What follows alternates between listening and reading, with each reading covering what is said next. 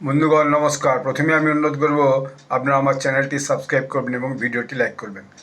আমি আগেই একটা ভিডিওতে বলেছি যে প্রেসিডেন্ট ট্রাম্প সুইজারল্যান্ডের ডাভোসে একটা ইন্টারন্যাশনাল বডি তৈরি করেছেন, সেটা হচ্ছে বোর্ড অফ পিস, যে একটা বড় এনজিও তৈরি করেছেন এবং এটা অফিসিয়ালি লঞ্চ করেছেন, যেটা নাকি পৃথিবীর সমস্ত দেশে শান্তি স্থাপন করবে, রিকনস্ট্রাকশন করবে, ইত্যাদি ইত্যাদি ইত্যাদি।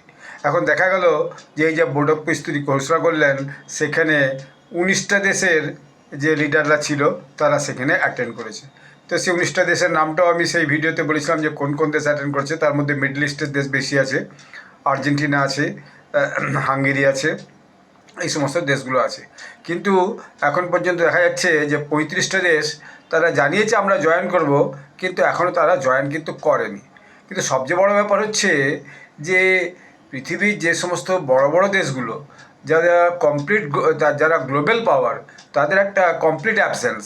তো এই গ্লোবাল পাওয়াররা ইউএসের যে ইনফ্লুয়েন্স, সে ইনফ্লুয়েন্সের কাছে এখনও পর্যন্ত মাথা নত করেনি বা তারা হাজির হয়নি। কোন কোন পাওয়ারগুলো আপনারা দেখে নিন।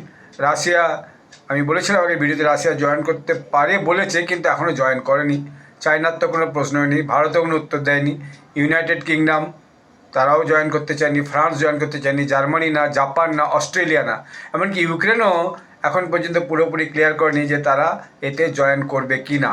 ফলে এই যে মেজর পাওয়ার যারা, তাদেরকে বাদ দিয়ে, পৃথিবীতে যারা এখন মেজর পাওয়ার তাদেরকে বাদ দিয়ে এই বোর্ড অফ পিস যে ডোনাল্ড ট্রাম্পের কতটা সাকসেস হবে এটা নিয়ে সবাই সন্দিহান।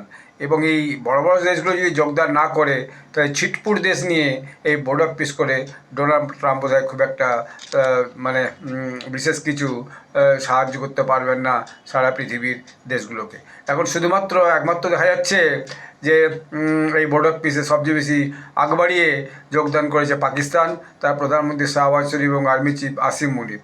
তো তারা তো ডোনাল্ড ট্রাম্পের পাশে থাকতে খুব পছন্দ করে এবং এতে খুব হচ্ছে যে খুশি তারা। এবং পাকিস্তান তো বরাবরই এখন IMF-এর উপর ডিপেন্ডেন্স, তারা লোন দিবে তবে তাদের চলবে, নাহলে চলবে না।